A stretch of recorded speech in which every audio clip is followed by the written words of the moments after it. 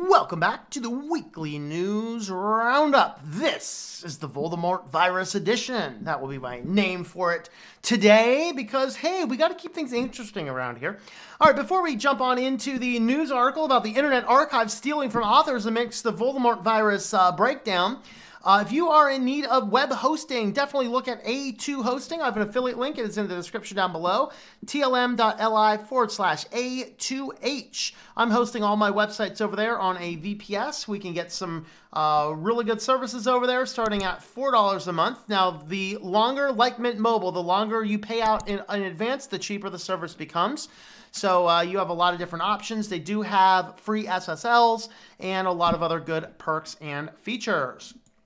So jumping on into the news, the bogus Voldemort virus claims lead Google Play to finally give Infowars the boot.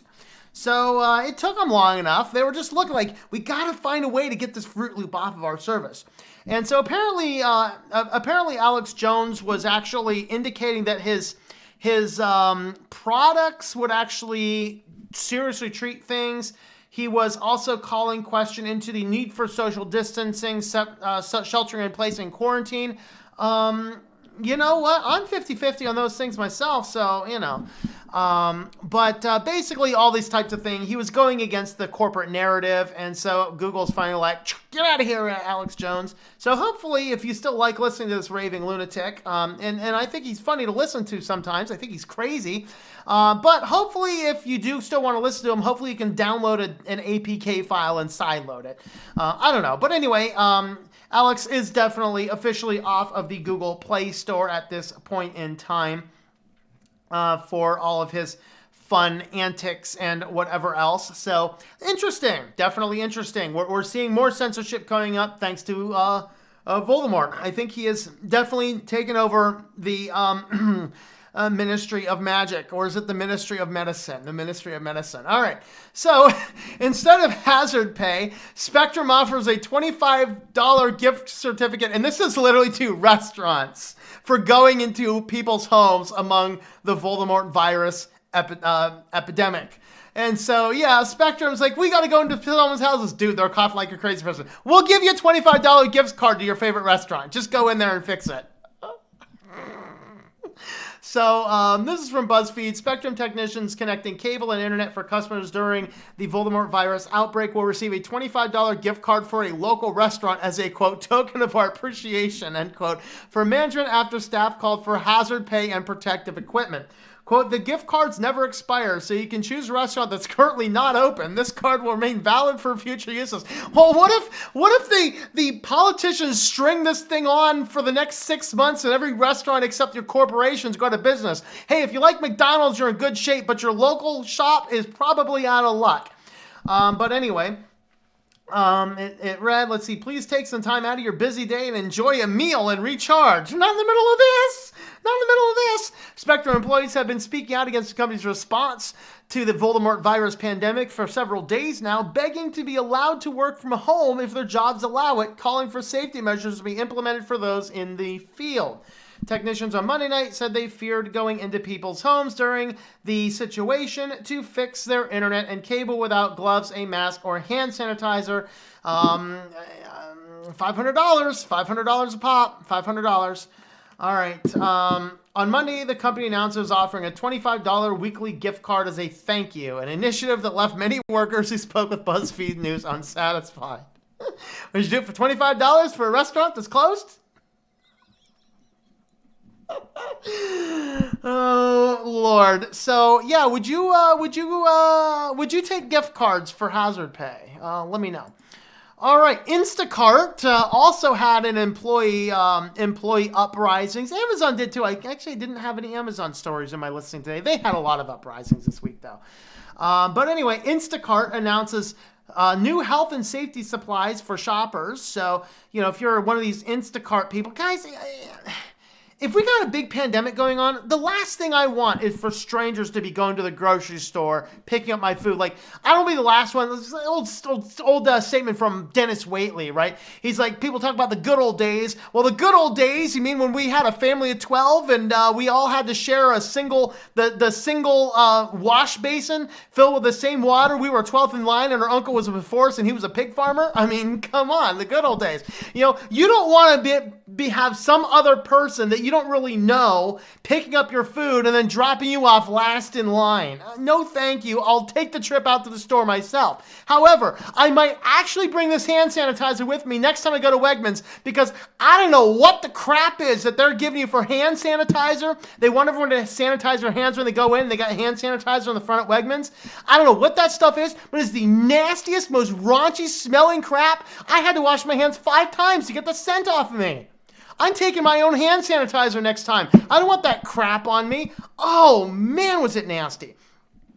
But Instacart employees are messed up. They were scheduling a big walkout to not work. So they said, we're going to supply you guys with masks, gloves, and hand sanitizers. They're like, where are you getting hand sanitizers? Somehow Instacart worked some backdoor deal, probably with them moonshiners. Hell no, officer. We ain't making moonshine. We're making hand sanitizer. You know, picture 2 old guys in the back of the woods sitting on some barrels with a still right there. They're making hand sanitizer. Leave them alone, officer.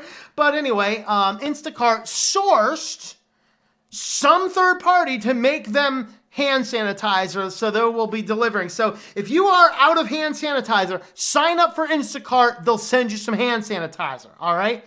And I think the employees were mad about this one too. I don't know, whatever else.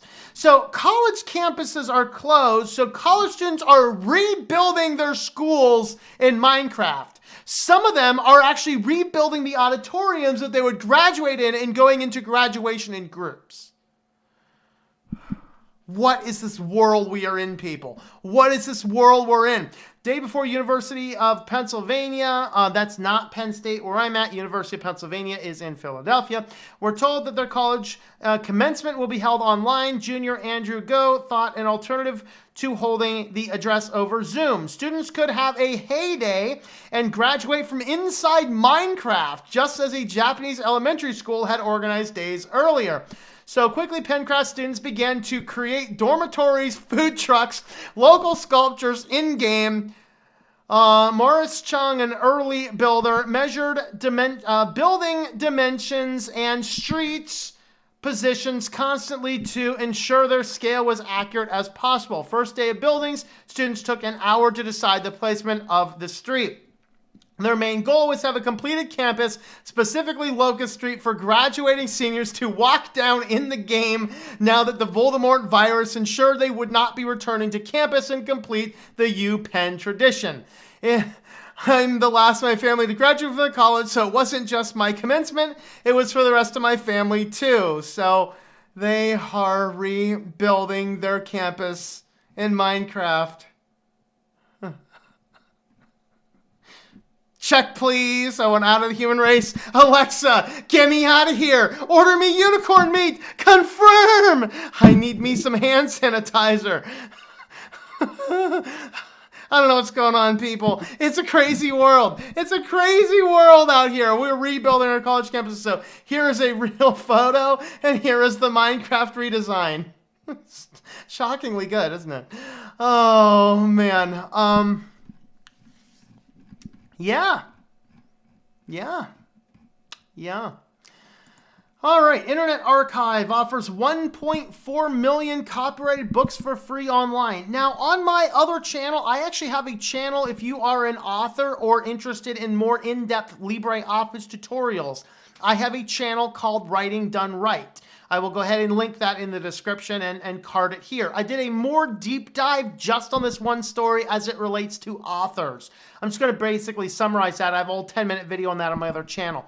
But basically what's happening is all these libraries are closing down, and so people can't get free books. And so the Internet Archive, they would have a policy just like all of the other libraries where if, for example, you want an audiobook or an ebook, you can rent that from the library, but the library can only rent out the number of copies it actually has.